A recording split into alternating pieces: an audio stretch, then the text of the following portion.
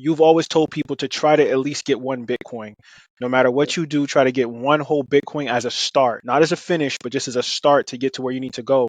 So, what about the people out there that can't afford to get a Bitcoin? Do you still agree with them kind of diversifying their portfolio, having a little bit of gold, having a little bit of real estate and Bitcoin? Or do you believe that they should just go all in on Bitcoin, liquidate everything, and just stay focused on the best monetary asset that man has ever known? Well, if you can't afford one Bitcoin, and you live in the West, you're actually more fucked than you think, right?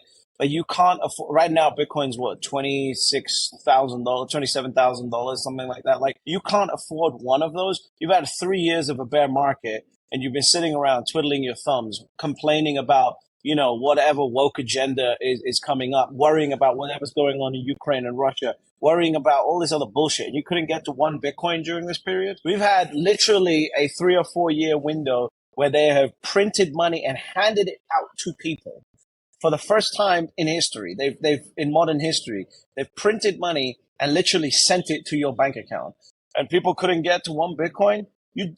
Listen, I'm not the type of guy that's going to sit here and tell you everyone needs to make it, because everyone ain't going to make it. If we really want to have an honest conversation, not everyone's going to make it. So the people that understand it, the opportunity for people is the bridge and the gap between the current price of Bitcoin and 5 to 10% of the world understanding the value of Bitcoin. That's it.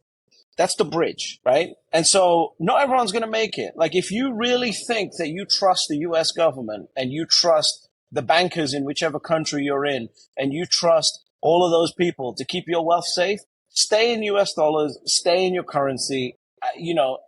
What do you say to these people? If you don't have a trust of those bankers, if you don't believe that the US government has your best interest at heart, maybe you might want to get some Bitcoin. And if you can't get to one Bitcoin, get as much as you can. But the one Bitcoin, if you're in the West, you should have no excuse over the last few years. Now, of course, I'm speaking from a privileged perspective, right? But you should have no excuse to try everything you can to get to one Bitcoin. You're just lazy.